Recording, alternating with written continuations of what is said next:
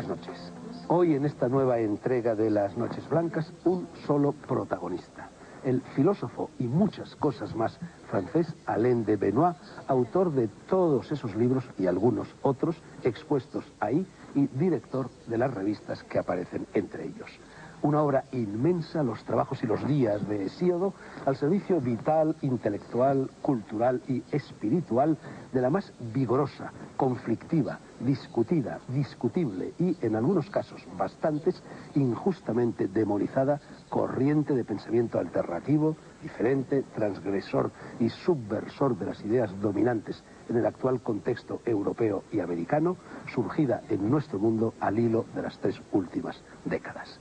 Alain de Benoist, por razones de las que prefiero no acordarme, es mucho menos conocido en España que en el resto de Europa, y por ello, en nombre de la libertad de opinión, de expresión y de información, voy a entrevistarlo durante una hora con ánimo sobre todo pedagógico, didáctico, quizá esquemático y superficial, sin meterme en las honduras e infinitas fisuras e intersticios de esa obra colosal en la que prácticamente no falta territorio alguno de los que por definición y por tradición debe explorar un filósofo. Habrá en la semana siguiente a esta un segundo programa dedicado a Alain de Benoist, grabado a continuación de este, en el que 5 personas de muy distintas actitudes personales e ideario político, ético y estético interrogarán, comentarán y enjuiciarán a Alain de Benoist sobre la base de lo que aquí, en el curso de la entrevista que ahora empieza, hayan escuchado. Esas 5 personas se encuentran ahora en otra dependencia de Telemadrid, atentas a lo que va a salir por la pantalla de un monitor colocado frente a ellas. Pocas obras de Alain de Benoist habían aparecido hasta ahora en España y en español, y casi ninguna de ellas anda ya por las librerías. Son estas. Pero en estos mismos días sale, publicado por Altera, este volumen, Comunismo y Nazismo, 25 reflexiones sobre el totalitarismo en el siglo XX. 1917-1989. La aparición de este libro sirve de peana bibliográfica a la entrevista, que, sin embargo, no se limitará a su contenido, sino que tratará también, en la medida de lo posible, del resto de su obra. Nuestro realizador, Jesús Blanco, la irá mostrando al hilo de la conversación. Señor Benoist, bienvenido a España y a las librerías españolas. Permítame que, para empezar, y para que usted las acepte o las rechace, y en cualquier caso las analice, le mencione 2 de las muchas etiquetas que a lo largo del tiempo, benévola o malévolamente, se le han ido adjudicando. La primera, quizá la más conflictiva, casi mortífera, es la de nueva derecha. ¿Qué hay sobre eso? Sí, la nueva derecha es una expresión inventada por los medios de comunicación a raíz de los años 1979. Es una escuela de pensamiento que ya existía desde hace más de 10 años. En realidad, ¿qué es la nueva derecha? Bueno, es una escuela de pensamiento, acabo de decirlo, es una especie de reflexión, un centro de reflexión, un movimiento intelectual y cultural, y para nada es un movimiento político ni una organización política.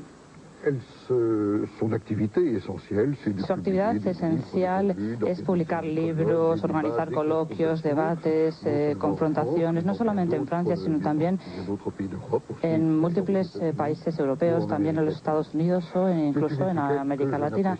Es una etiqueta que no me gusta realmente, porque creo que reduce un poco el contenido de la nueva derecha, da una imagen política únicamente de una actividad política que fundamentalmente es intelectual y cultural, y encierra esta actividad en una etiqueta de derechas que a la vez puede ser o posible, se puede oponer.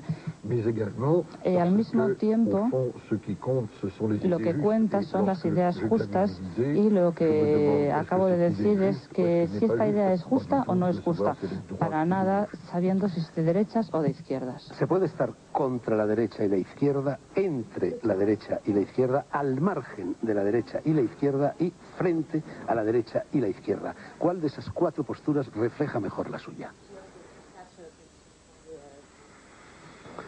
Je dirais au-delà de la gauche et de la droite, parce que Yo estoy más allá de la derecha y de la izquierda porque hoy día no son nociones operativas. Le voy a poner un simple ejemplo. Hay personas de izquierdas que son a favor de Europa y en contra de Europa, y lo mismo sucede con la derecha. Hay gente de derechas que están a favor de la guerra de Irak o en contra. Si cualquiera se me acerca y me dice soy de derechas o soy de izquierdas, realmente no sé absolutamente nada de sus posturas, porque para saber su postura real tendría que realizarle una serie de preguntas, porque hoy día el sentido de la derecha y de la izquierda no tiene una realidad más que relativa en una esfera estrictamente parlamentaria, en la clase política, evidentemente, que ha enterrado esta noción, pero creo que desde el punto de vista de la actualidad y más aún desde el punto de vista intelectual han perdido inevitablemente todo su valor operativo. Vamos con la segunda etiqueta de las dos que mencionaba antes, neopaganismo, nuevo paganismo. ¿Lo acepta o la rechaza? Solo lo acepto a medias, es decir, he publicado libros acerca del paganismo que he dejado un poquito al margen de mi obra principal, que se dedica sobre todo a la historia de las ideas, a la filosofía política, etcétera. He intentado basarme en la cultura o en las culturas europeas en un ámbito que se inscribe en la larga duración. Y yo creo que esto nos permite poder observar con una cierta simpatía todas las culturas que han precedido al cristianismo, la cultura griega, la cultura latina, pero al mismo tiempo otro tipo de culturas, y que tenemos una herencia de la que podemos obtener un cierto beneficio. Es más, creo que es un ámbito importante, claro está, pero al margen de lo esencial que yo puedo decir. La nueva derecha, llamémosla así para entendernos, nunca fue ni quiso ser una filosofía abstracta y de torre de marfil, sino una escuela de pensamiento pegada al terreno, a la vida, a la sociedad, a lo concreto. No solo teoría, sino también y quizás sobre todo praxis, arte de vivir. Comente por favor esa actitud, ese planteamiento.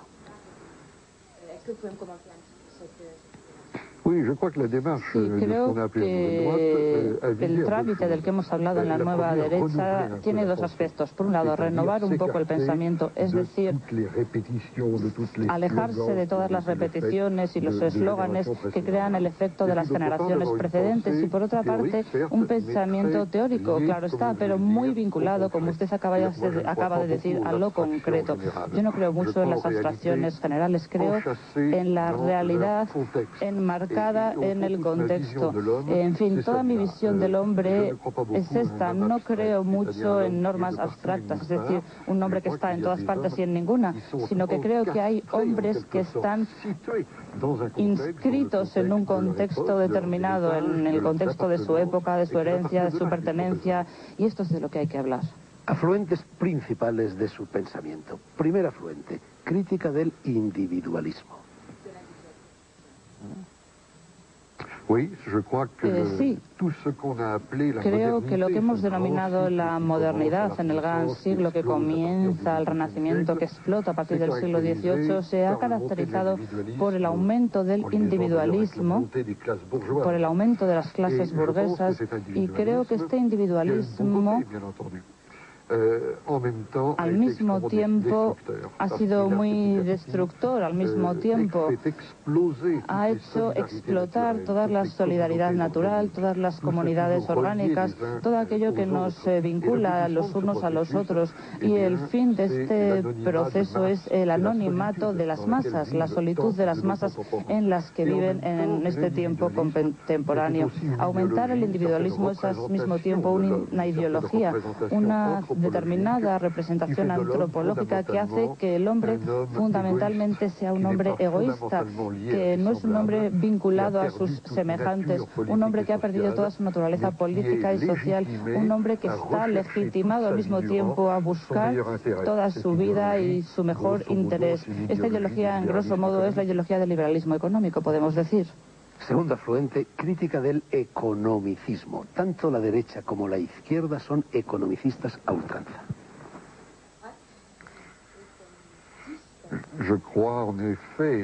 En efecto, creo que el